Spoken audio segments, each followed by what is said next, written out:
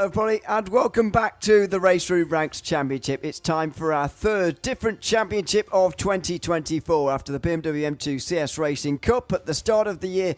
The GT4 trophy that we've just seen, and now it's time for the GTE Masters. Just 1 week ago, we saw a dramatic championship finale in which Christian Mikel was able to take the first race, win at Interlagos, and not even take part in the second race. Enzo Filippo's crash on the opening lap of the second race there as well meant that it was all set for Philip Dreis to become the first ever driver to win 3 RaceRoom ranked championships. And for the first time, he won one outside of the Mazda MX-5s. Well, he, along with a load of other familiar names, are back again for the GTE Masters, and some familiar names will be taking you through the commentary as well. Myself, Ian O'Leary, Zach Sweeney for this round. It's great to be back with you, Zach, for another season. GTE Masters with now the BMW alongside the Porsche. We've seen the Porsche now for many years here at Daytona in our Daytona 2.4 hour that we host in January here on RaceRoom, in February, early in the year. But as you said to me before the broadcast, it's weird to be at this venue in the middle of summer.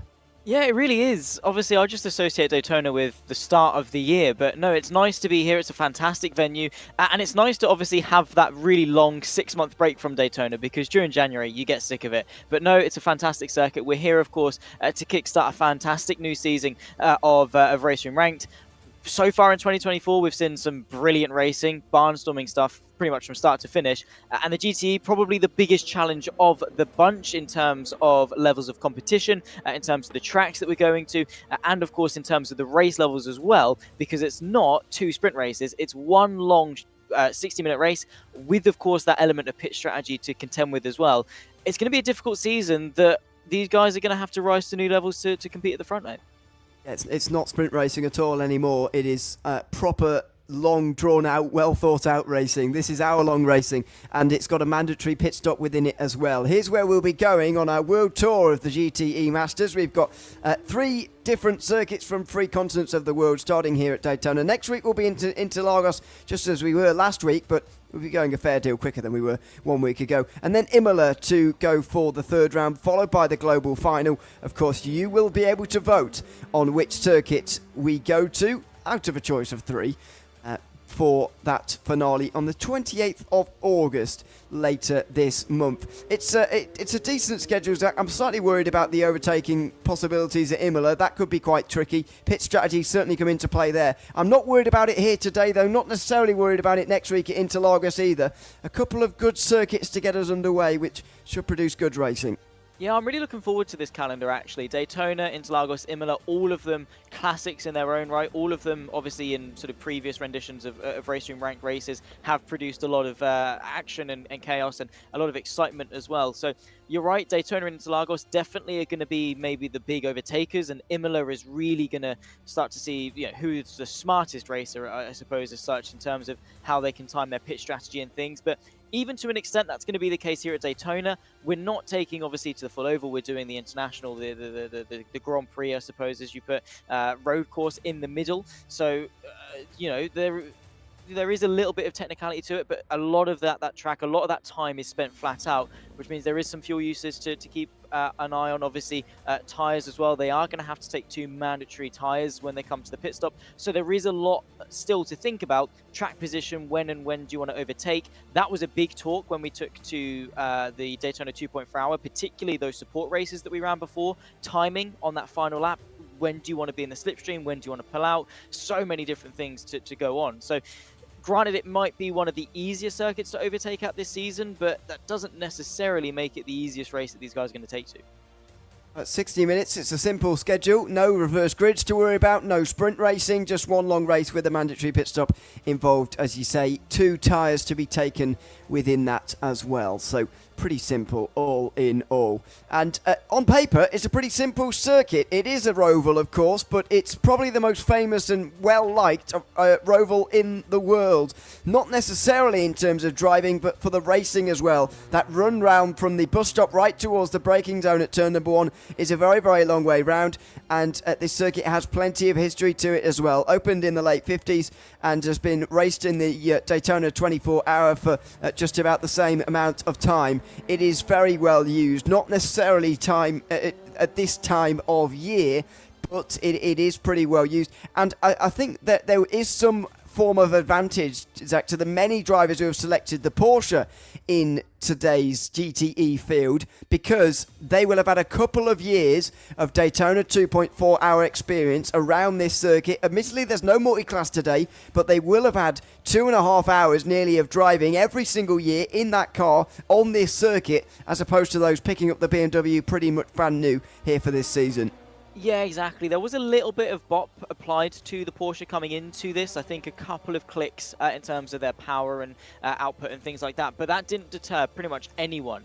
We have got pretty much an entire field of Porsche minus 3 drivers that are going to be taking to the BMW. But you're right, it's the familiar car to go for. It's what they're most comfortable in. And that's half the battle, is being in something that you know works, that you know you can get in and drive quickly, that you know the strategy for, and that continuity is really going to help them. That experience is really going to help them coming into this.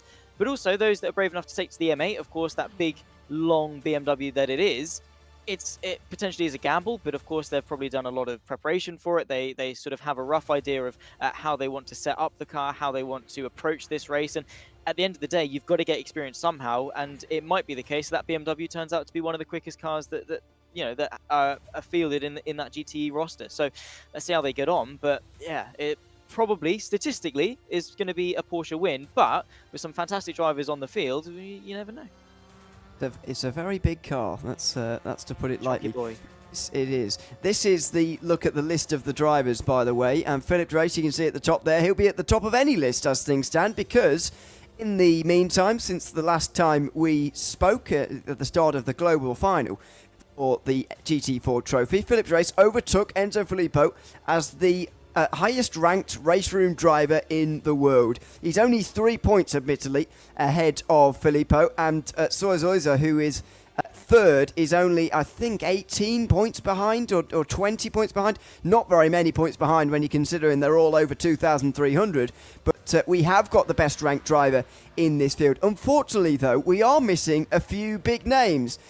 Although NeveRacing.com do have 3 in the best ranked 8 of this field, they don't have Christian Michael here, and they don't have Enzo Filippo to go up against. So it very much does leave Philip Drace as the favourite in my mind to go forward to that global final and to really challenge to win it.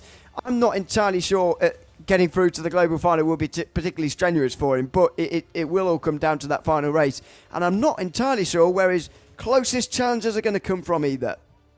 In fairness, I mean, you say obviously about the ranking and things, and you know that is a big factor. Obviously, your RaceRoom rating, for those at home that might not know, is sort of a combination of both your safety and your overall pace rating. You get 2 as part of competing in ranked events in RaceRoom, and that's what it is. It's a ratio of those 2, and end up being calculated to the overall rating that you experience as a driver. But Philip Drace, he's a very strong driver. Don't get me wrong, but so too is this entire field. And I would probably say it's almost guaranteed he's going to get to that grand final in a couple of weeks' time. But because of that winner-takes-all mentality you have to have going into it, it means that it opens the door for potentially someone else to maybe jump in and be surprised. Again, we don't know what track we're taking to, so that could open the door maybe if Philip Drace is slightly off the pace in that regard at the circuit that we take to. Not that I'm sure he would be particularly miles away, but maybe if he's slightly off, or if he has any issues, a spin, bit of contact, you never really know with racing. And there are plenty of drivers that will pick up the pieces, most notably right now in this qualifying session, Ilya Drovisekov. We've got a big claim coming in the YouTube chat. Sven Mackenberg says he promises to take the BMW for at least one race this season. Well, that's good to hear. We like a bit of variety out on the circuit, and as you can see, we've only got 4. We've grown a BMW. We've got 4 BMWs now on the field. Unfortunately, none of them inside the top 18. Michal Dufek is in 19th. Martin Prinder, his compatriot, is 21st. Roland Sen is 25th, ahead of Dave Ziska, who is 27th. 3 of the Czech drivers have gone for it. I'm not really sure what it is that's quite attracted them to the BMW, but clearly seem to enjoy it. Ilya Drobosikov then takes the pole position ahead of Philip Dreis, who's only a thousandth behind. Turkka Häkkinen, who is completing the NeveRacing.com 1-2-3, will be third. Just half a second behind is Alex Mosin. Colin Blankenberg, second best rated driver in the field, is fifth. Head of sixth placed Johannes Korth, who we haven't seen much of. Marvin Mackenberg and Philip Krevi are next, ahead of Mihanek and Sven Mackenberg, who will not be in the Porsche all season long, as he's just told us. Martin Mitkovic is 11th, then Peter Daniel, with Guillaume Vigneron in 13th. D'Amico is next. Thomas Gontier is 15th, ahead of Alexei Evtushenko. Gogo Danko and Tim Roche are on the ninth row, ahead of Michal Dufek and Alvaro Vicente to round out the top 20. So that is where we're standing in qualifying. It's Porsche dominance, we expected that, but it's very, very close between the top two, and maybe that is a bit of a surprise. Yeah, it really is. Obviously, a lot of slipstream is going to play an effect in the race. Of course, one lap in qualifying doesn't necessarily dictate your fate for the entire 60-minute race, but NeveRacing.com have got a really strong hold. Be interesting, obviously, how they approach this race, whether it's going to be to take off as a 3, or if we are going to see some intra-team battling amongst them. But on paper, we've got a very, very close, very competitive race, and with the power of the slipstream around Daytona, we could comfortably have 3, 4, 5 cars in a train at the front. Very good. So let's hope for that in some way. I mean, Ilya Drobosikov, though, sustained this over the course of a season. It is, of course, all going to come down to that global final and at the end. And by the way, don't count out the likes of Enzo Filippo from making it to the global final, even though he's not here today. Ilya Drobosikov himself made the global final at Interlagos last week, despite only being at rounds 2 and 3 of the GT4 trophy. So it can be done. However, I'm not sure if Drobosikov's slight greenness, if you like, in terms of going into this championship again, pretty dry, with not too much racing experience at this level compared to Dry. So I'm not sure whether he'll be able to sustain the speed and actually challenge in the global final when it really comes down to it. Potentially, yes, but sort of that's what you can use these first 3 rounds to do, is to get that experience. Obviously, it's not going to be telling of, you know, maybe the last couple of championships that Dries has been in, or obviously his GTE experience as a whole, but these next 2 rounds, next 3 rounds, if Drobosikov is going to be here for all 3 of them, is going to be a good opportunity to learn what he can and can't get away with. And then that grand final, he needs to make sure that he nails the track, brings everything to the table and really contends, because he's one of those drivers that, obviously we were speaking about this before the broadcast, he's on one of those redemption arcs. Was very close to getting his first RaceRoom Ranked Championship a couple of years ago in 2022. Won every race of the said season and then lost it at the final round. So he's going to be looking to get his own back.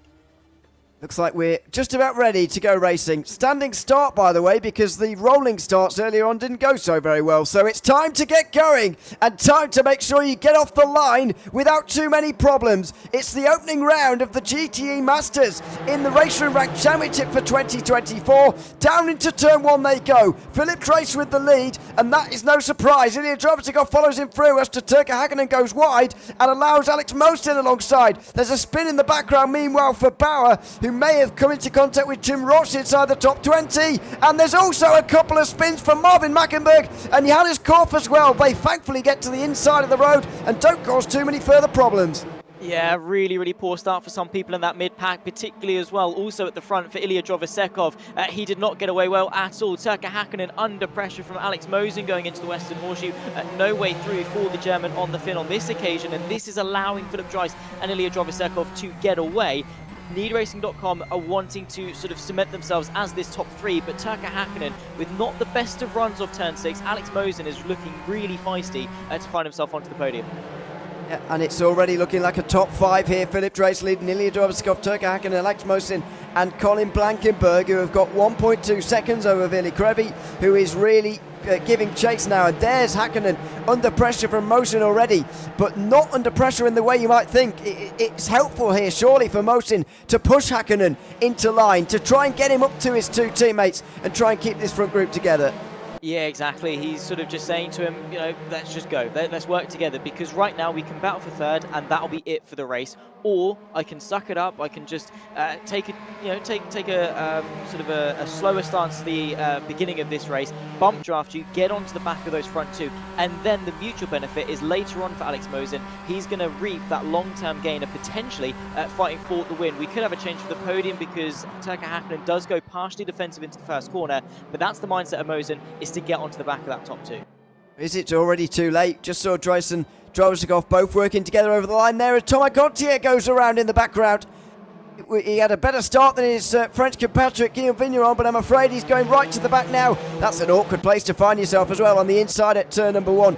You can't really reverse, but you're in a dangerous position if you stay where you are as well. And I'm afraid for the French duo who qualified inside the top 10, one after the other, they're now both comfortably outside the top 10. Vigneron was getting his ears boxed there by Gergo Danko through the international horseshoe. Yeah, it was getting very, very busy indeed. A couple of drivers going 3-4 wide momentarily. That's the pack that we've got as part of this midfield. But yeah, Danko holding in very well. Vigneron under threat from using even more time and even more places. Who's that? Alex Mosin, round at turn 6. Oh, has he done that? Well, I would guess he's just hit the back of Turkka Hakkinen and spun around, because that can happen. However, that is unusual. Mosin goes around, and now he's been collected by Alexei Evtushenko, who's a one-time race winner in the RaceRoom Ranked Championship. Picked that one up back at Suzuka in the M2s earlier this season. Him another new race winner to add to our list. Goes down the inside to the bus stop. That's a bit brave. And he's made it work. Mosin, I think, had to... well, he was forced to pull out. And look at that. He's gone across the chicane as well. Now he's losing heaps of places. Yeah, that is not going to be what he wants at all. He's going to get, of course, an incident point for it. They only get 30 of those over the duration of the entire 60-minute race, so the threat of disqualification is there, but he's also gone from fighting for third to now the back end of the top 10. Here's Luca D'Amico trying to fight with Ville Cravey as well for the 5th place. Outside line as they run towards, of course, the finish line, then towards turn number 1. Maybe going to try and set up the cut back. There's no way through on the outside, but setting up that almighty exit, gets his foot to the floor. Has he got the momentum? Not quite. Ville Cravey is good enough to stay ahead in 5th, but I'm surprised at the levels of aggression that we're seeing so early on. 56 minutes left to go in this race, and these guys are fighting as if it's the last lap. Diaskov looking down the inside there, or 8th place. He spun to the inside through the international horseshoe on the opening lap, which sent him backwards a little bit, not as much as it did with Oven Mackenberg, who I think he made contact with. Side by side they go. Tristan Daniel holds his ground on the inside, and will stay 8th, will he? Yes. Nearly, just about. He hangs on to the position. I'm afraid to say Gaspar Mission, Mihai Neg may have... oh my goodness! Mihai Neg has had big contact with the wall, I'm afraid. He's not the only driver to have gone back to pit lane in a hurry. He may be a DNF from this one, I'm afraid. The M2 champion back in 2022, would you believe it? All those years ago, 2 years ago now. It's feeling like a long time ago now, I'm afraid. That car was very beat up into the West Horseshoe. Yeah, there's no way he can continue, unfortunately. It's just going to be unfeasible. It'll be undrivable to get back to the pit lane.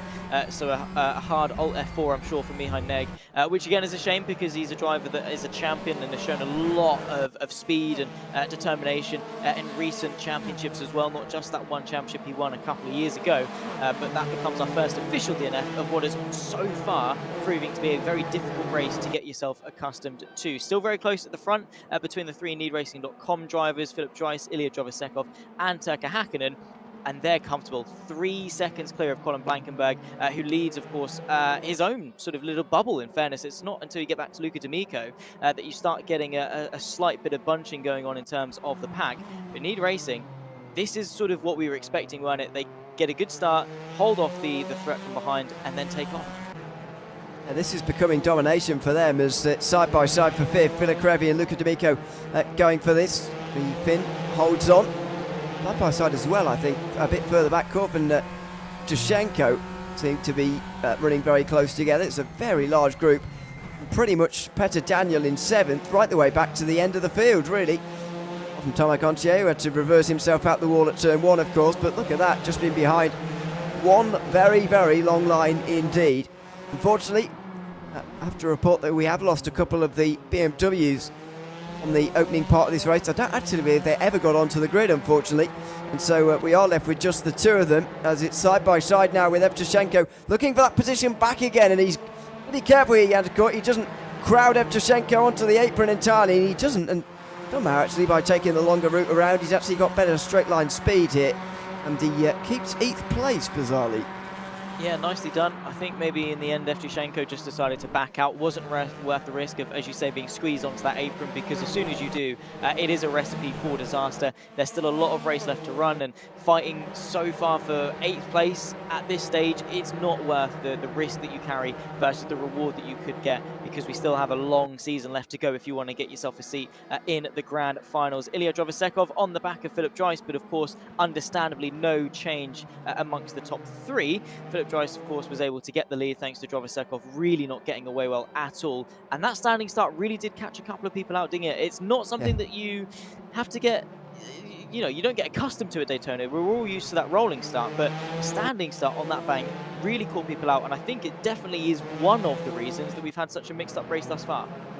Maybe, I'm glad to report nobody spun, but even so, it's tricky. Unfortunately, Lukic is off the road in the first corner there. That's a bit of a spin. Tomac Gontier gains a place.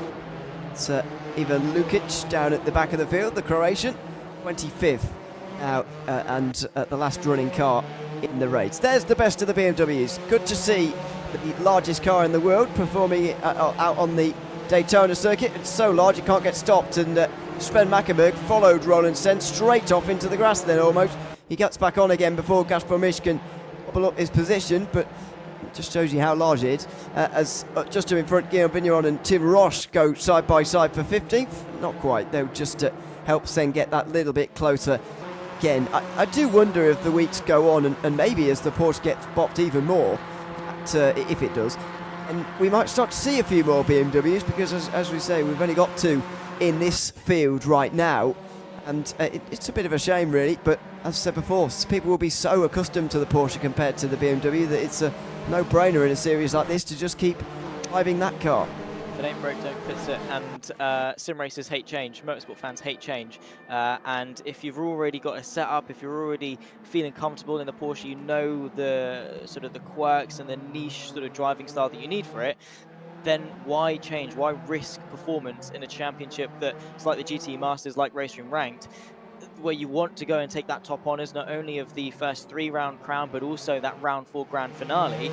Why risk it by taking a gamble on a new car that you've never driven before the testing? Luca D'Amico, though, taking a gamble to the outside of the International Horseshoe, same 2 just in behind, is going to be Evtushenko trying to move his way past the Czech driver, Alex Mosen as well in the mix. He's just trying to sort of power his way onto the back of that 3-car train that they're beginning to form. Vigneron versus Roche, I think there's been a couple of issues there. It is the German's gone off the National Horseshoe, so yeah, really starting to spice things up. They're going to go 3 wide towards the kick.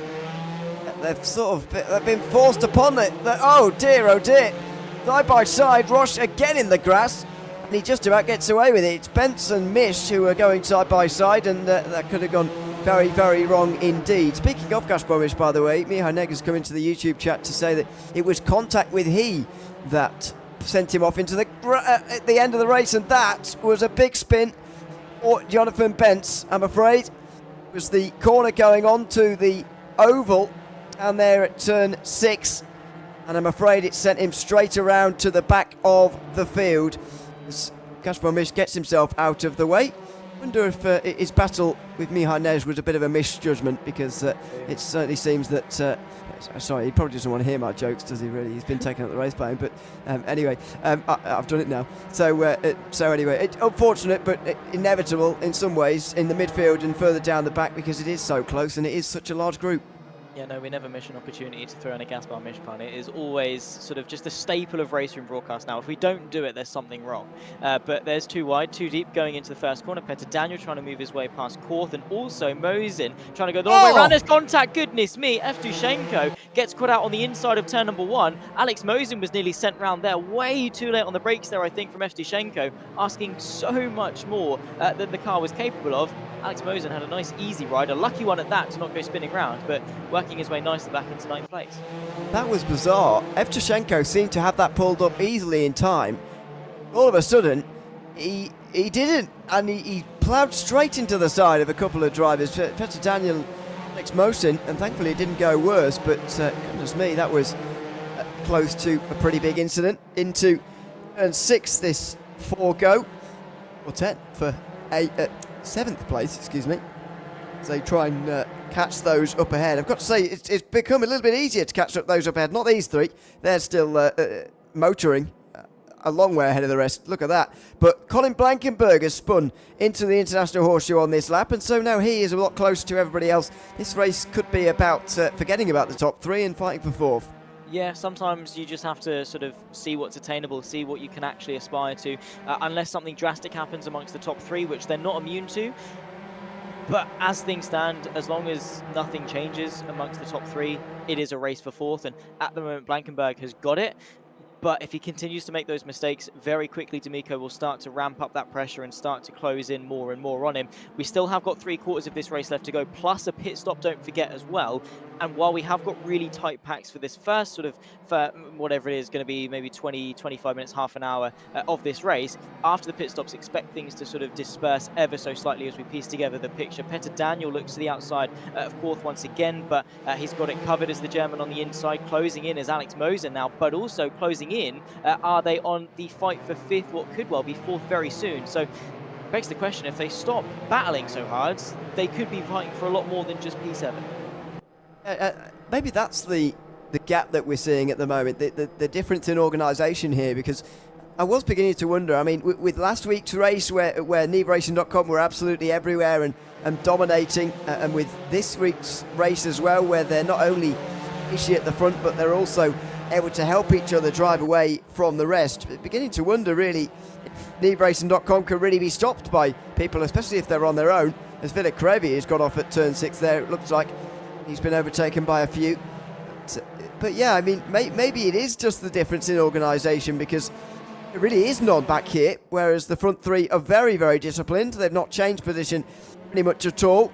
They've got three drivers to help them. I mean, that's for much more than this. It's the perfect situation for them, and everybody else is almost fighting on their own here, fending for themselves. Yeah, exactly. Side by side into the Mont chicane. That can very easily get spicy. Villa Cravey, a little twitch under the brakes, but is able to keep it under wraps in his battle with Matej Mikovic. Surprising to see the Hungarian outside the top 10. I've got to be honest, I did expect a little bit more from Mikovic, given his rapport and his sort of reputation that we get from him in terms of ranked championships and RaceRoom in general, to be honest. Pit window does open in less than a minute, so maybe we could start to see the beginning of strategy. Side by side here, Petter Daniel trying to go to the outside of Korth, but also Alex Mosen posing a bit of a threat. But Petter Daniel, almightily late on the brakes, tries to take an apex, takes the position away from Korth. Beautifully done from the Czech driver. He's been teeing that up for a couple of laps, eyeing it up, and that was the one that he executed. He seized the moment, he committed, and finds his way through into sixth. Don't mess it up by going deep straight away. Korth is straight away on the counter-attack. It's a very nice move for Petter Daniel, and it looks like it's not going to last very long if Johannes Korth has anything to say about it. Alex Mosen right behind trying to help him, as Gaspar Mir seems to have gone off the road, I'm afraid. Oh dear, he's just stopped it the way towards the International Horseshoe.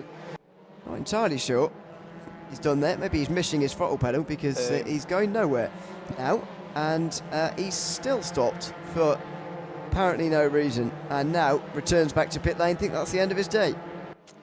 Yes, we will miss him dearly. That is a real big shame for him, and becomes our second official DNF of this race, alongside, of course, Mihai Neg. There's a bit of irony, I suppose, maybe in that both the drivers that potentially came together earlier are now DNF, so what goes around comes around, or something, I don't know. Nonetheless, we're down to just 24 on-track runners, down to Bentz in P24. Pit window is open. Will we start to see people pile their way into the pit lane? We'll have to wait and see, of course, as Tristan Drovasekov, by the way, have been able to pull away from Turk Hakkinen ever so slightly. Is that a mistake maybe from the Finn? Is it just the top two maybe having a slight little bit more pace? Could we start to see the two break away or whatever? Nonetheless, we've got a very close three-way fight here. Vigneron trying to keep Mackenberg at bay. Again, Mackenberg is a driver I'm surprised to see this far down. And here we go, pit stops happening already here, so the draft clearly is not the be-all and end-all. It's also about finding yourself in some clear air, and Alex Mosen thinks he can go and find it in the pit lane. Not surprised Guillaume Vigneron is in, because he has been struggling with traffic ever since his fairly sluggish start, so time for him to come in as well with this very wide pit window. It's opened 15 minutes in, and there's plenty of time remaining for them to actually come in and make their pit stop, so what I think we're going to see is the freedomeRacing.com drivers stay out, or either as long as possible, or as long as they stay out of lap traffic, which might not be actually that long. Then we'll sort of see everybody else coming in based on the battles that they're having sort of around them. But this is going to split up battles for a good half an hour, I think. This could be the key point in the race. And this is where you make the difference if you're struggling to overtake as well, especially thinking about the other races this season. It will be as easy to overtake as it is here. So it's worth knowing what gives you places in a pit stop cycle and what loses you places. Yeah, exactly. Side by side here as Petter Daniel tries to launch an attack on Korth. No way through the Le Mans chicane, at least on this occasion. He's going to try and get the exit, but of course these two may be owing us a pit stop. Maybe this is that sort of situation that Petter Daniel says, all right, Korth is a brick wall in terms of his defense. I'll come in, have a lap or two under my belt and try and get him without actually having to do any of the heavy lifting. Or he just sits in the slipstream, waits for the perfect opportunity, pulls out to the right-hand side and gives it a go this way. Neither of them into the pit lane on this occasion, so only Vigneron and Mosen as of yet. A long stint left to go in this race for those two as the rest of them trundle on. No way through for Petter Daniel into turn one on the German for 6th place. But it is all about circumstance. You're very, very right in the sense that traffic or overtakes or anything like that can really play a factor into when you go into the pits. And again, that's all experience they're going to learn, particularly for when we go to Imola, because track position of any circuit, probably without even knowing what the grand final circuit is, I would probably say that Imola is going to be the most important track position circuit of this season. It's good experience to know if you can get an overcut or if you can get an undercut. Can't help but notice Alex Mosen is suddenly behind Vigneron. Like he might have made a longer stop, but right, we'll get to the bottom of all the pit stops as they go along. As Roland Sen in. Jodrobostikov still right behind Philip Drace. I do actually think this is about pace here between these three. Don't think Turkka Häkkinen's quite got the speed. This is his first appearance in the RaceRoom Ranked Championship in 2024, by the way. He's won a race before, of course. He was race winner in the Mazda MX-5 Cup competition that we held twice, 2 seasons of in 2023. But earlier on this year, took a few months out from sim racing. I've got records of almost exactly 3 months away from sim racing in the driving capacity anyway, and it's good to see that he's back. Feels like he's been around a long time, Turkka Häkkinen, but he's only 22. I say only 22. That's still about half a lifetime older than Zach, but that's still fine. And so effectively, he's still got a lot of life and a lot of sim racing still left in him, that's for sure. Petter Daniel to the outside of Janis Korth, and he can't make it work by the looks of it. This is just watching a replay again and again and again, isn't it? It's deja vu all over again, all the time for anybody outside the front three, really. They're exchanging places a lot.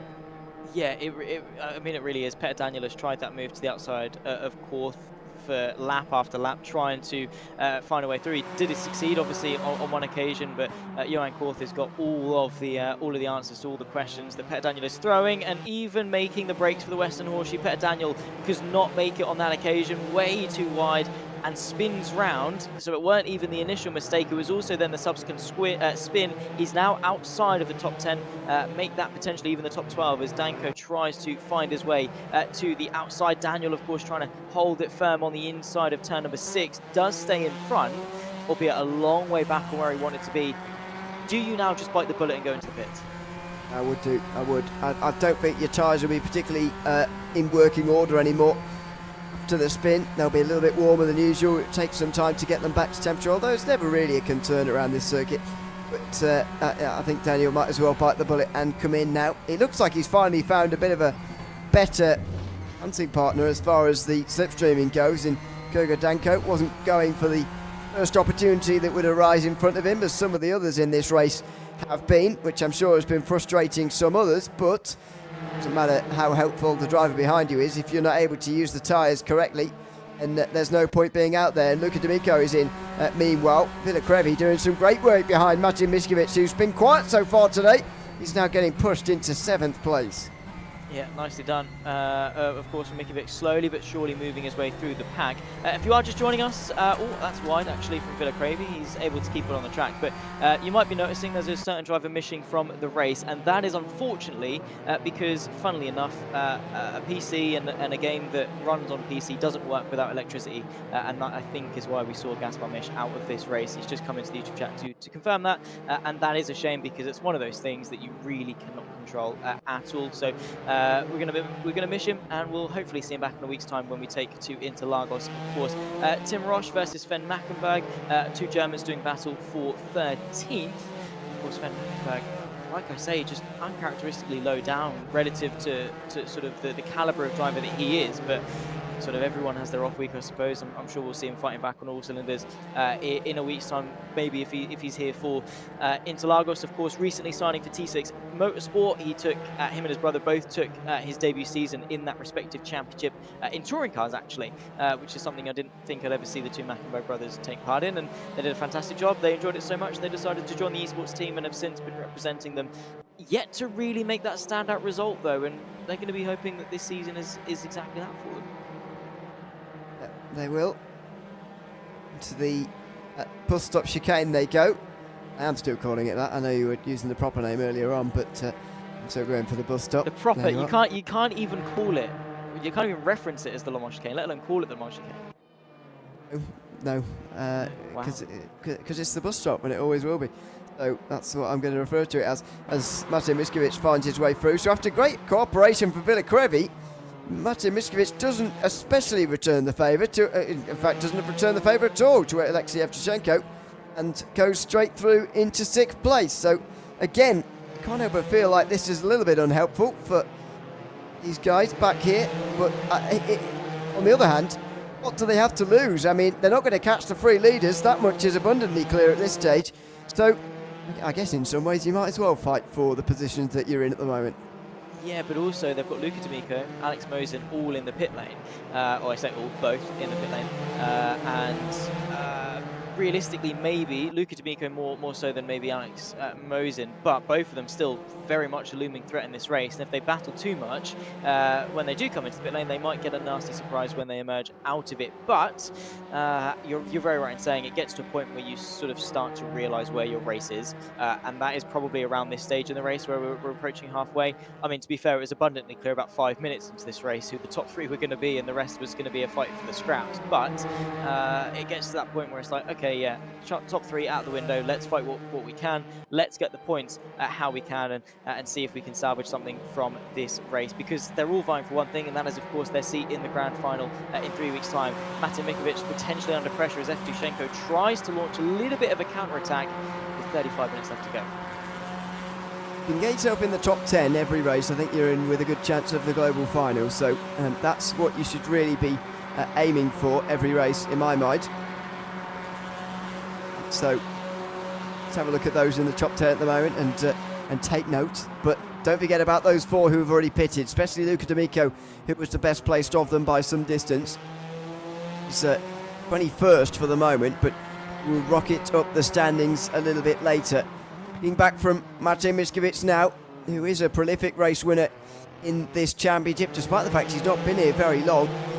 He's won lots of different cars as well, and the BMW M2 CS Racing Cup that we had earlier this year, won a race in the Mazda MX-5 Cup that he raced in last year, the KTM GTX Trophy, as well as a few Praga races as well to bring him up to 7 for his RaceRoom Ranked Championship career. That's of course in the European sphere anyway. He's won 7, so a very successful driver clearly, but he's still a long way off the front as things stand, and so is everybody really, even Turkka Häkkinen. He's about 3.5 seconds away from his teammates right now, 4 seconds away from the front of the race, but enjoying a very lonely race. I think that is what it's going to be for Turkka Häkkinen. Unfortunately, he's nearly 10 seconds ahead of Blankenberg, way off his teammates as well, and with them helping each other, he's never going to catch them.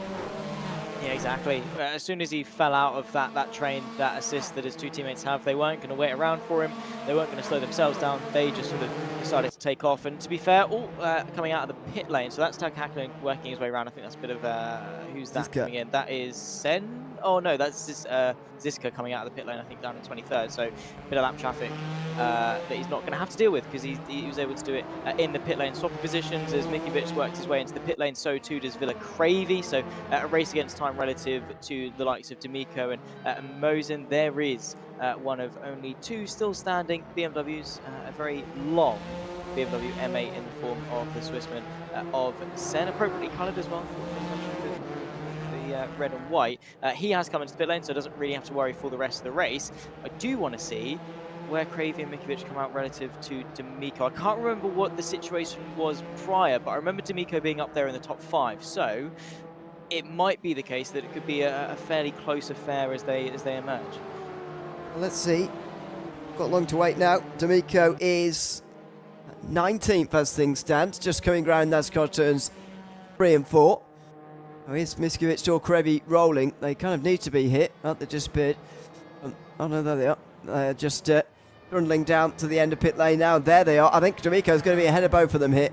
And this is the advantage of pitting out of sequence with the others, is that not only do you get to use your 2 new tyres a bit earlier on, but actually you stay out of a lot of the battling, and it looks like D'Amico will be in the top 5 and fighting for the top 5 in a few moments as Martin Mikiewicz gets a speeding penalty. That is heartbreaking. Alex Mosen works his way through on the 2 as well. Mikiewicz and Cravey alike, of course, though. Mikiewicz going a little bit wide, maybe a little bit flustered by the fact that he's picked up that drive-through penalty. To be fair, of all circuits, Daytona is probably one of the easiest to do it. You're coming off NASCAR 3 and 4 and a straight line braking with very little reference. It's very easy to speed. It's very late on the brakes there. Villa Cravey to the inside of the Western Horseshoe. Nicely done from the Finn to work his way up into 19th place and keep tabs on Alex Mosen, who could well have been a sort of a top 4 contender. Ilya Drovosekov breaks away from Philip Dreiss in this race to come in a lap earlier. Is this a statement of intent from Drovosekov to try and get the lead? See, I'm really at odds with this in terms of how much teamwork is really going on here, and you know, at what stage do they? First of all, at what stage do they fight each other? But second of all, yeah, how much are they truly teammates, and are they working together right to the very end? Is one going to push the other over the line for a famous victory? It's going to be interesting to see, but maybe this suggests for Drovosekov that there is free will here in this team, and he's free to do what he likes, pitting pretty early, really. Yeah, how much of it is camaraderie? How much of it is just basic racecraft that you sort of just learn and get accustomed to, and working together at the front? I mean, even if they weren't teammates, you could understand why they would do it. I'm sure there was probably a little bit of a nicety, but once you realise we've got half the race left to go, we're miles ahead of the rest, it gets to a point where it's like, okay, I'm in this race too. I want to win. I want to take that fight to you, of course, as a champion. Here's Marvin Mackenberg looking to the outside of Alexei Evtushenko into the Le Mans chicane. He's not quite got the agility to go the long way round, as Evtushenko has got the measure to cover it off. A fairly easy defence, it must be said. And another drive-through penalty for Danko for coming into the pit lane a little bit too quickly. And I'm not surprised that we've seen 2. Like I say, it's really easy to do. Philip Dreiss covering off Ilya Drovosekov now, and I wonder whether the traffic has had anything to do with it. Turkka Hakkinen is still out there, but the 3 ahead were Rush, Danko and Vigneron. They weren't that far in front, and they would have been difficult to overtake because they've pitted already, and they are realistically actually quite quick. So it would have been tricky for 2 NeedRacing.com drivers to justify staying out, really. So this has really kicked everything off with just over half an hour gone. We're seeing most of the pit stops now. After all, to sort of evenly spread your tyre wear, and so pretty good idea to come in around about now. Where is Ilya Drovosekov? Will he be anywhere around Philip Dreiss when he makes his way out of the pit lane?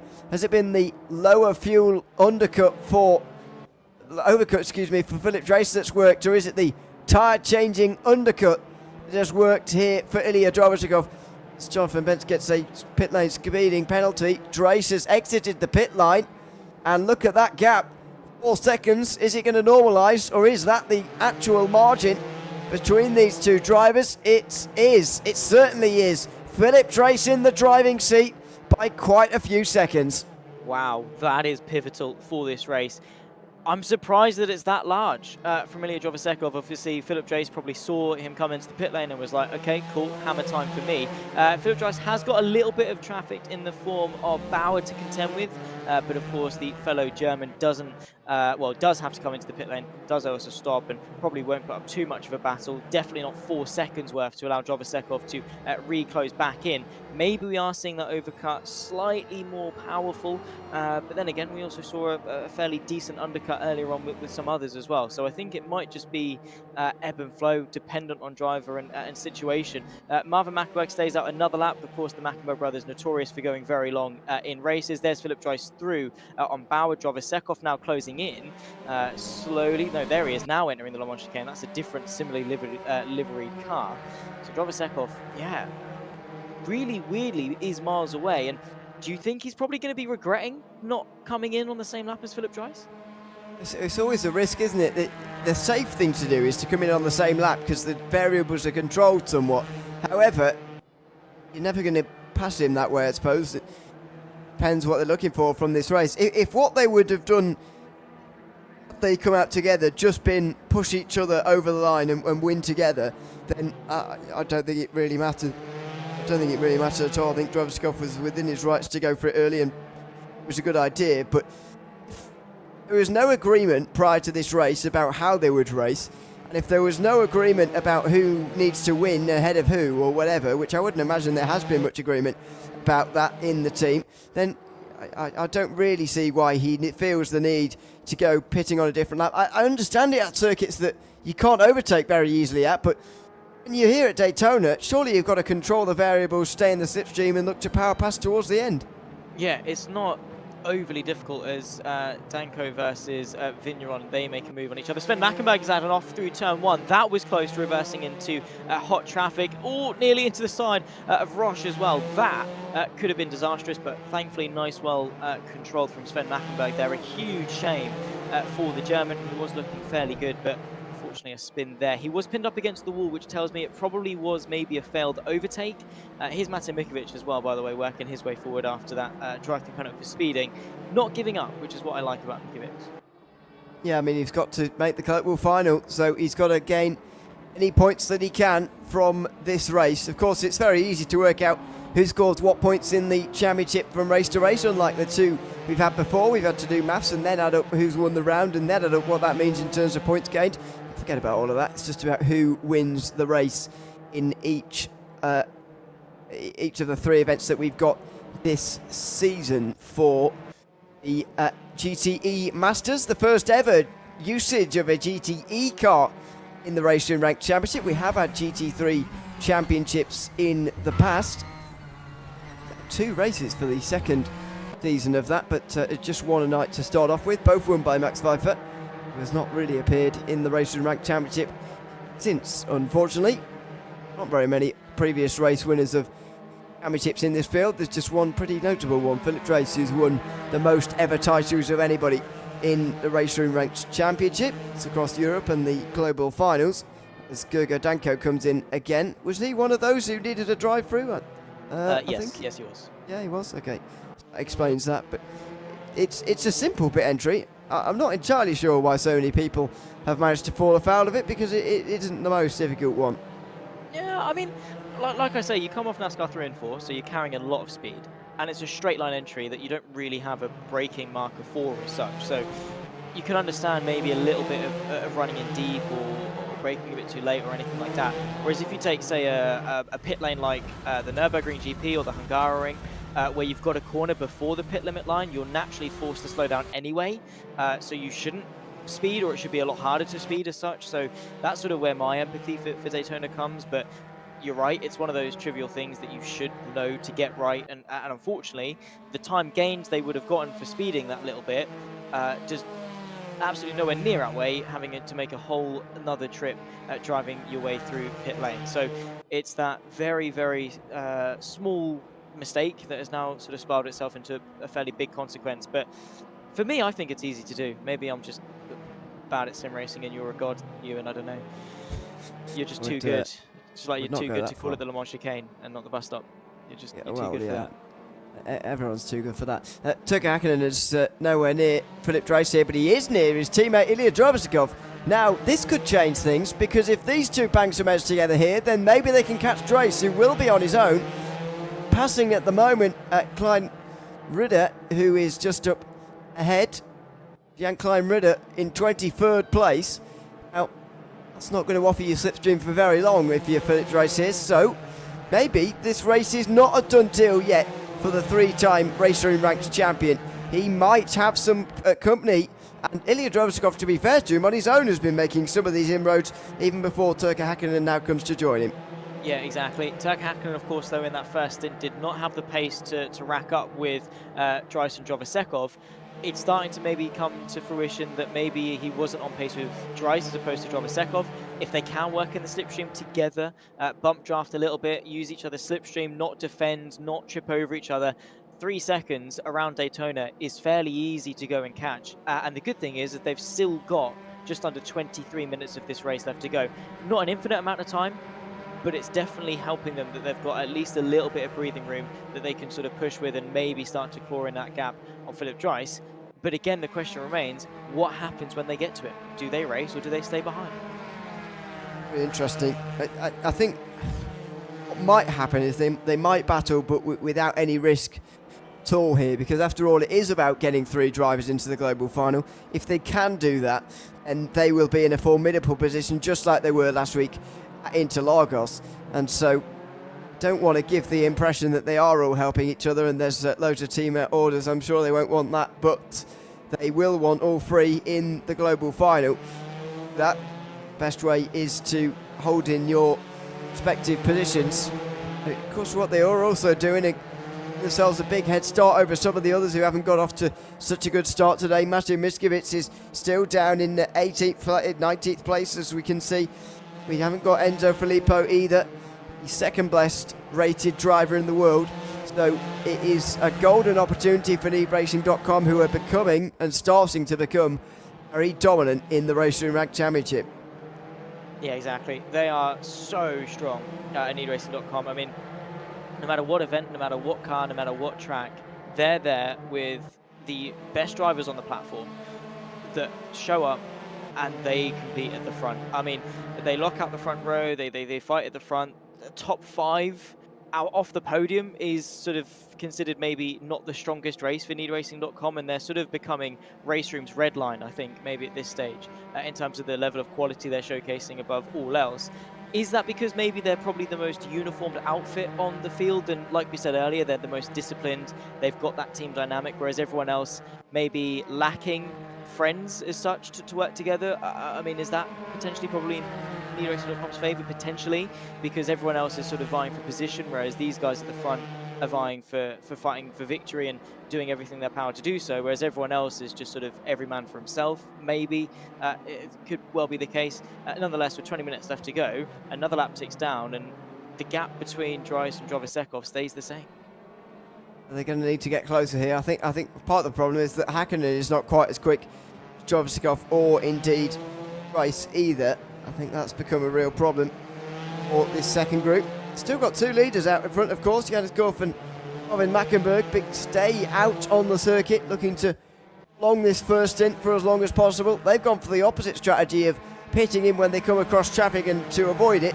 They've not embraced the traffic, but they have fought with it and fought out the other side of it to get an overcut of maybe some of their rivals. We were talking earlier on about maybe what that might mean in terms of fuel. Will these guys be putting in a few litres just as they're doing the tyres that they have to do to make them get to the end of the race? I just wonder. Well, it's certainly possible, but it's worth reminding that these drivers probably won't need fuel. Maybe Daytona is the only place you'd realistically need fuel, but this is the only place it will happen, if anywhere.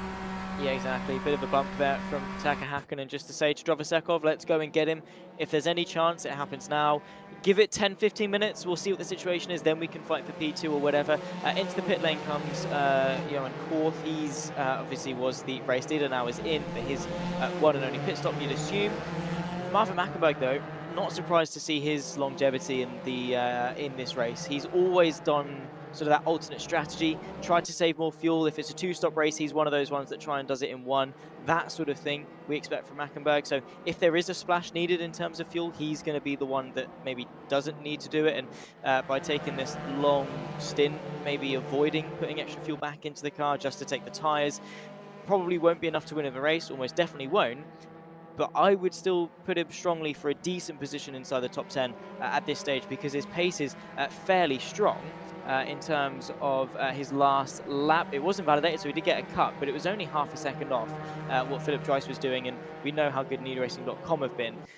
Marvin Mackenberg is a very, very competent driver, and I think he could well be firmly within that top 10, but again, we'll only know when he comes into the pit lane. It's it'll be interesting. I'm trying to just see whether Mackenberg was at the global final last week. I think he was, yeah. Both the Mackenbergs made it to Interlagos. Quite a few of the Europeans did, of course, and so it's at the most ideal time for them, I suppose, which doesn't help the Oceanic and Americas regions, but it does just put different regions up against each other when otherwise they might not be, and that can only be a good thing. As over the line goes Sven Mackenberg, that's not Sven Mackenberg at all, that's Marvin Mackenberg, excuse me, on the way down towards turn 1. 17.5 minutes to go, and as he crosses the line here, he is inevitably onto his final lap, because one more after this one and he'll be breaking the rules.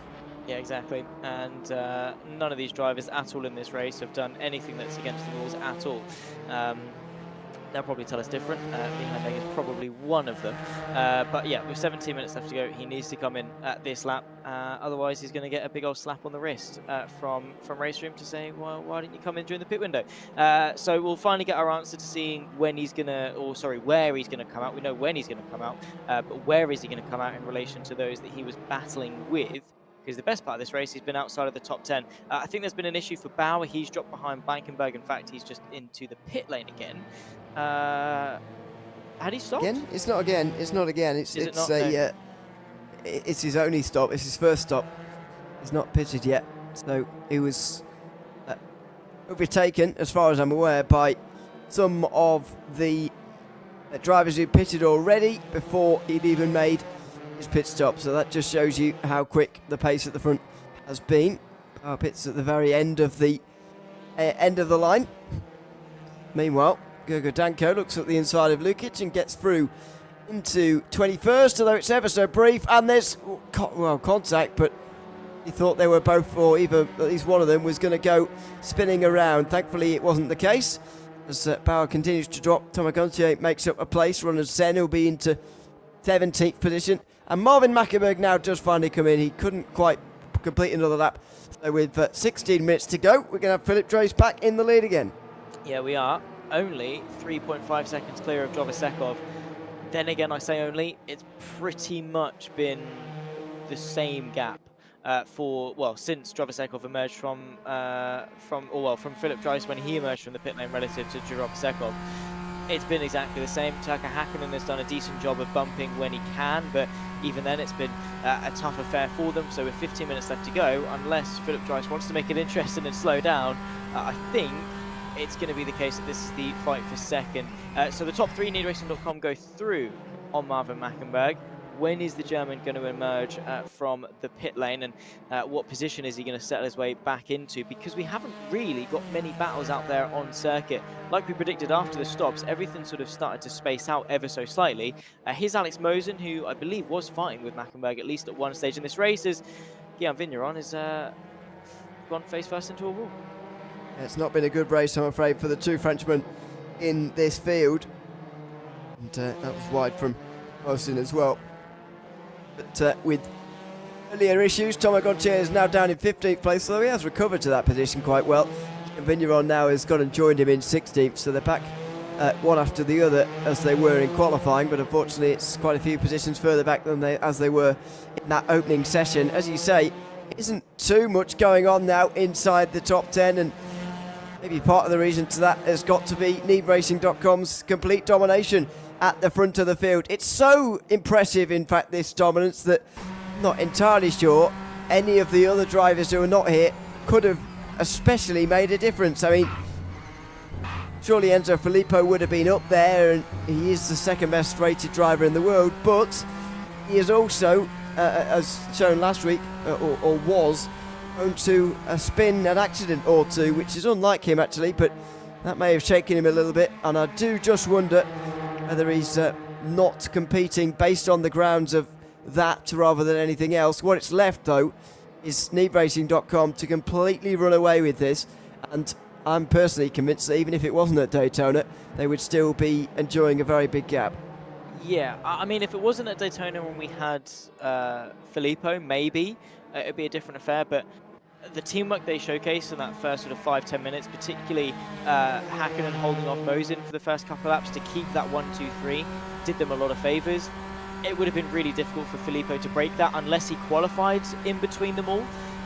But even then, it would have been tough. I mean, we're talking hypotheticals, ifs, buts, maybes, as opposed to the absolutes that we've got right now in terms of the 1-2-3. And also this fight for 7th, Marvin Mackenberg emerging just ahead of Johan Korth. Of course, both of them were leading the race at one point before both of them had to come in for their mandatory stops. And it's Mackenberg that's ahead, with Mosin not a million miles away either in that fight for 6th, albeit I'd say Mackenberg is probably going to be focusing his attention rearward as opposed to forwards, trying to attack Mosin, who definitely has the pace measure, probably enough, what would have been enough when for his spin to be fighting for a top 4. Yeah, but shoulda, woulda, coulda for everyone, I think. It's difficult to look back with total objectivity at these things after they've happened, as they go through turn 6 now. Mackenberg and Korth onto the banking again. In pretty close to the end of this one now, the final quarter of the race, the opening round of the RaceRoom Ranked Championships GTE Masters for Season 1 of 2024. And it is Philip Drace who's been leading pretty much start to finish. Sneakracing.com have been leading pretty much start to finish. It's the battles further back we're focusing on here, with Marvin Mackenberg just ahead of Johannes Korth into the bus stop chicane, trying to catch Tomiko and Mosin as well. I can't quite decide whether these two are working together to achieve that, or whether they are struggling to put their personal differences aside and actually focus on catching the guys in front. We'll get some answers here into turn 1. Yeah, we will see. Johan Korth, of course, going to the right-hand side. He does hit a big old brick wall of air, and that's going to be slowing him down. And Mackenberg, tucked in a little bit of lap traffic, is going to allow him to stay in front. Johan Korth very, very close indeed. So both of them lap them into turn number 1, nice and easy. Shouldn't be too difficult to get that done. It's not for Johan Korth. So no battle into turn 1 on that occasion, but I would probably say if he could, Johan Korth probably would have. However, that gap to Mosin is teetering on the edge of a second, so there is a chance for more. And like we said, all of them vying for that grand final, that global final in 3 weeks' time.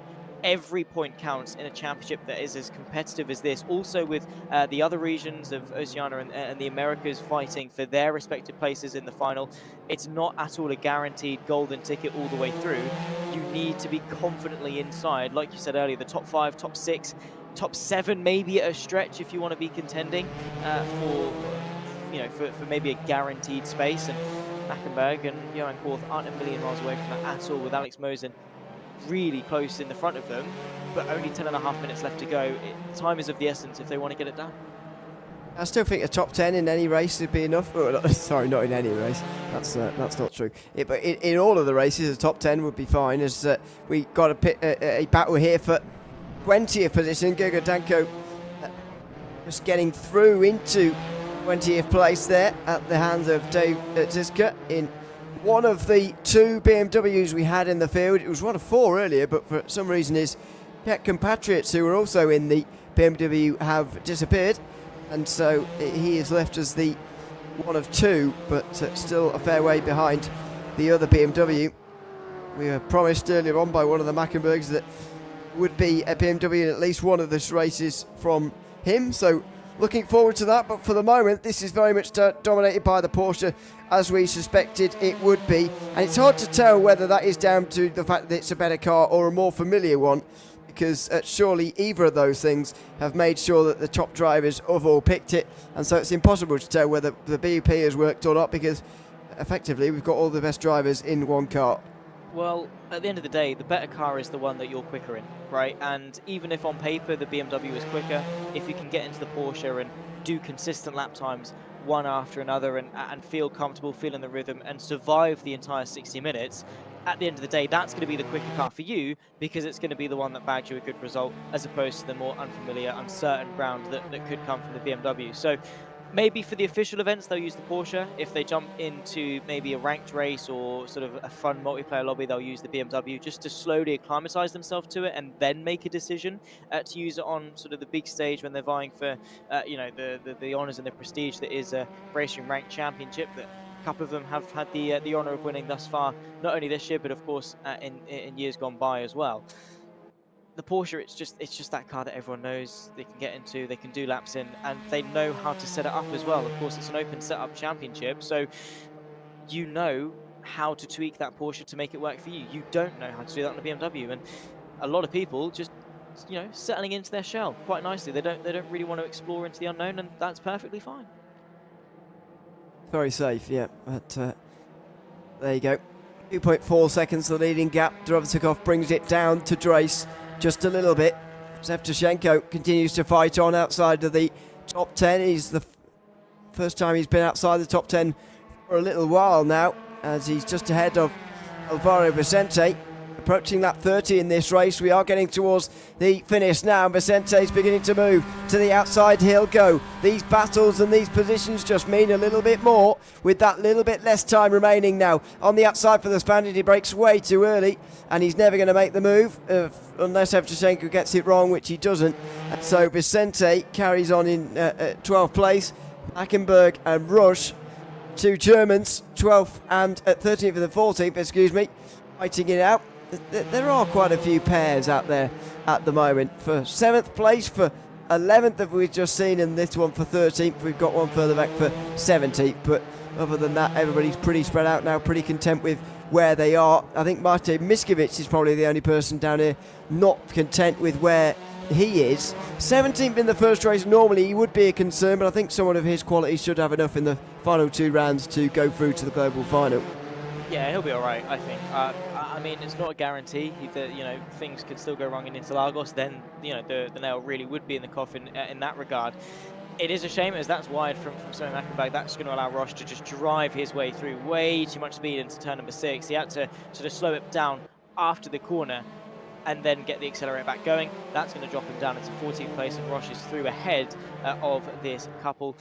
But yeah, Mate Mikovic, he's going to be strong in a week's time. He'll be absolutely fine, I'm sure. Marvin Mackenberg versus Johan Korth. Of course, I think Alex Mosen is out of the question. As to the outside does go the German on his countryman, of course. Marvin Mackenberg trying to defend to the inside. Korth, he's defended the inside so many times, and this time he fancies giving it a go on the outside. I'm not sure Alex Mosen's out of the question just yet. With the minutes we have remaining, maybe. But need more than 6 minutes remaining, and 1.6 second less than that gap is crossable. But if they do battle like this, you're right, they won't catch him. Mackenberg and Korf go side by side on the way out of the International Horseshoe then, and round the outside through the next turn is never going to be a great place to be, and so Korf has to back out of it and still can't find his way through into 7th just for the moment. So that is that as far as that battle goes for now. However, he'll have another go, and that's the great thing about Daytona. The chances just come again and again and again, and it's relentless for a defending driver, but it's fantastic news for the one going on the attack. And this driver right here, Colin Blankenberg, is driving. He's been chill in 4th place for the entirety of this race, pretty much. He's not really had much to do. And in doing so, he's had time to go into Discord and join the ranked discussion in the RaceRoom Discord. That is how bored he is in this race, and for the best reason, because he's chilling in there in 4th place. So I respect it. I've got to be honest. I wouldn't recommend doing it to those out there that are trying to maybe take this as an inspiration to do it in your league race. You'll probably get a big old penalty, maybe a ban if you try and text while driving. So I wouldn't recommend it. Nonetheless, Vicente versus Evtushenko, they're side by side to the Le Mans chicane. Evtushenko breaks later and stays ahead, but can he get the exit? Is going to be the question as we head on to the final couple laps. But have you ever sort of messaged during a league race, Ewan? No, definitely not. No, have you not?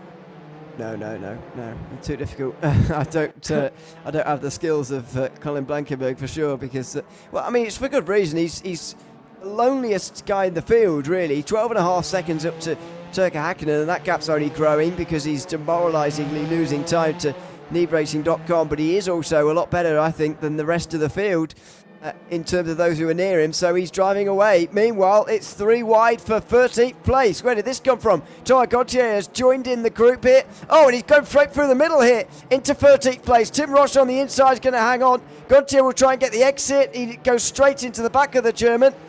And, well, this is all going to go down at the International Horseshoe next then. He looks to the inside. He can make it work. Roche gives him the room. I don't think that was intentional. He broke too late, and Thomas Gauthier goes through back into 13th. Beautifully done then. That was committed, using sort of that backwards momentum he had joining this battle, just to say, all right, cool, I'm going to join it and I'm going to leave it just like that. The Frenchman threw into 13th place quite nicely. Marvin Mackenberg still fighting with Johan Korth. Alex Mosen is there. But is he? I mean, it's just that thing where he's just close enough that Mackenberg can hope, but too far away that there's not really much that he can do, especially with us heading on to what I assume will be the penultimate lap of the race when Philip Dries comes through. I assume it will be. Next time by will be the final, if not one more, only just. Nonetheless, Marvin Mackenberg once again having to go defensive, very close together. Johan Korth not leaving an absolute inch to the inside of Marvin Mackenberg, giving him the squeeze all the way through the tri-oval towards turn number 1. He's going to try to the outside once again. I think there's going to be still a few more left here yet. Side by side, Mackenberg gets to the inside and holds on again. It's copy and paste from the previous laps for Marvin Mackenberg. He defends again into the International Horseshoe. Off goes to the outside. That's way too wide though, and he will stay 8th for the moment. Wonder if these two worked together earlier. They could have caught Mosen and D'Amico, although maybe that's what they've been trying for the last minutes or so. It's very possible, really, considering the situation we are in. Out front, Philip Dries, he's not that close to the line. Maybe you were right. We're going to get the final lap in a few moments' time here. I can't help but notice, though, the time he's lost. It's worth remembering that Philip Dries was at the front of the field with Ilya Drobyshkov for a long time to begin this round of the RaceRoom Ranked Championship. But his pit stop gave him a nearly 4-second advantage over his Swiss teammate. Now, though, it's 1.8 seconds as Drobyshkov has got rid of Turkka Häkkinen and shown that it doesn't take a teammate and a drafting partner for you to catch your rivals up ahead. In fact, it takes better driving, and that's exactly what he's got. Over the line they go. It will, in fact, be the last lap. Now, they begin lap number 34, which will be the final one of this round. And 1.4 seconds separates Philip Dries from Ilya Drobyshkov. What could have been, maybe, if he'd have stayed on the same pit strategy as Dries, could we have had a barnstorming finish for the lead? Will Philip Dries just sort of back up and allow needracing.com to bring it home in formation? What a sight that could well be, an historic way to start the final championship of Season 1 in 2024 for the RaceRoom Ranked in terms of the GTE Masters. 1 minute left on the clock. Philip Dries, it's been no question, right? He has confidently been the stronger driver today. Johan Korth versus Marvin Mackenberg on the last lap. He is going to find his way through as Korth. Mackenberg is going to have to immediately find a way back through if he wants 7th place. And just at the wrong moment, after fighting it and fending it off for ages and ages, Marvin Mackenberg has lost the position to Jonas Korth here, I'm afraid, to 7th place. So that is going to go down to the line. But Mackenberg will want to earn that one back immediately at the West Horseshoe. He's not going to be able to. Korth goes in just at the right time into the corner, and so Mackenberg can't go through. Well, it's the first ever GTE race in the RaceRoom Ranked Championship for Season 1 of 2024. It's certainly not Philip Dries' first race in the RaceRoom Ranked Championship, though. So many appearances to his names. 3 championships as of 1 week ago, and now with this race victory today, he'll become only the 2nd driver to reach double figures in terms of victories in the RaceRoom Ranked Championships history. Out towards the line he will go, and he will win the first round of the GTE Masters here from Daytona in a dominant display from needracing.com that sees them seal all 3 podium places. What a race that was. And of course, what a race it was for needracing.com. 1, 2, 3, sealed, done, signed. Beautiful for them. What a way to kickstart the GTE Masters. Of course, Philip Dreiss from Jovasekov from Hakkinen. Pretty much how I would rack them up in terms of rating coming into this race. From what we saw in the first 5-10 minutes, Philip Dreiss definitely the strongest and continues to etch himself as a legend on RaceRoom. Yep. Reputation he is building quickly now. Philip Dreiss, 10 wins to his name in the RaceRoom Ranked Championship, despite starting his tally after Enzo Filippo's. Hopefully they'll go into battle again later on in this GTE Masters season. But for now, he will enjoy the victory. Ilya Drobnikov, as you say, and Turkka Hakkinen, probably lower rated and probably lesser fancied going into this one, so fair enough for them to be on the podium as well. Colin Blankenberg was the loneliest man in the world during that race, but still finished 4th ahead of Luca D'Amico. Alex Mosin dropped to 6th in the race. Giannis Korf passed Marvin Mackenberg on the line for 7th, with Villa Kravi and Petter Daniel rounding out the top 10, nearly 3/4 of a minute behind. A little bit further down, still waiting for a few to finish here, a bit further down, unfortunately, but that's just how big the field spread is after an hour of racing. Alexei Yevtushenko finishes 11th, just ahead of Alex Vicente, who he was battling with for a long time. Thomas Gontier, 14th, better Sven Mackenberg, with Tim Ross rounding out the top 15. Guillaume Vigneron just behind in 16th place. Matej Miskovic only 17th. He will have work to do next week, starting next week and into Lagos. Roland Sen, the best of the non-Porsches in the BMW, finishes 18th, better Kurgodenko. And in 20th place, Bauer rounded out the lead lap finishers, as far as I'm aware. Oh no, apologies, a couple more. Ivan Lukic and David Zizka both finished on the lead lap 2. Kleinritter and Pence finished 1 lap down. Asper Mish and Mihanek didn't get to the end after a crash with each other, although Mish retired a little bit later in the race than the Romanian. Well, that is it for the opening round of the season, Zach. It was a dominant display from needracing.com, one in which they didn't really have to fight off their opponents at all, and one in which there was plenty of battles going on, but it felt like we were watching repeats of them at times. There was constant exchanges of positions, which maybe even aided the needracing.com calls in the end.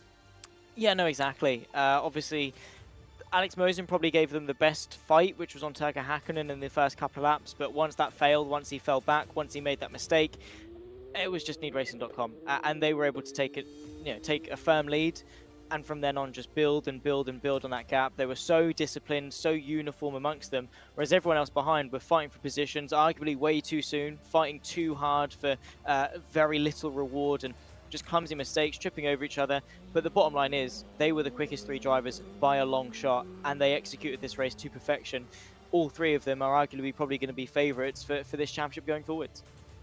Certainly will. We'll see how many others throw their hat into the ring as far as making the global final goes, because that's what it all boils down to in this new era of RaceRoom Ranked Championship competition. Here's a look at the rest of the calendar. It's into Lagos and Imola to set us up before that global finale. Don't forget, racing coming up every single week from here right to the end of August, as we've had since the middle of June. It's been a fantastic summer of RaceRoom Ranked Championship action here, of course, and I'm glad to be here for it. Next time out into Lagos, just after we've been there 1 week ago, because we like it so much, we're back again for round 2 of the GTE Masters. Not too much more to round up from this one then. After all of that, an hour of racing sets up needracing.com for a dominant podium lockout. Philip Dreiss winning the race ahead of Ilya Drozhikov and Turkka Hakkinen on his return to the RaceRoom Ranked Championship, on their returns to the RaceRoom Ranked Championship today, Drobnikov and Hakkinen. What will they do next week along with all of the others? Make sure you come and check it out to find out. We'll be live again, same time, same place next week. I'll be here. I don't think Zach will, but somebody else will be. So hopefully that doesn't put you off. But we'll be back next week for the second round of the championship. Big thanks to everyone who's been tuned in over the course of tonight. I've been Ian O'Leary alongside Zach Sweeney. It's been Chris behind the cameras as always. Until we see you into Lagos, it's goodbye for now.